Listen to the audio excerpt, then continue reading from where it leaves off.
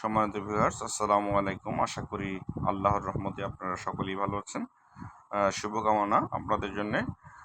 স্ক্রিনে দেখতে পাচ্ছেন মক্সাক্লাভ 375, যা মূলত আসলে একটি অ্যান্টিবায়োটিক, যাতে রয়েছে অ্যামক্সিসিলিন 250 মিলিগ্রাম এবং ক্লাভোনেসিক অ্যাসিড 125 মিলিগ্রাম, যেটি আসলে স্কোয়ার ফার্মাসিউটিক্যালসের প্রস্তুতকৃত একটি প্রোডাক্ট, যার বাজার মূল্য প্রতি পিস 25 টাকা।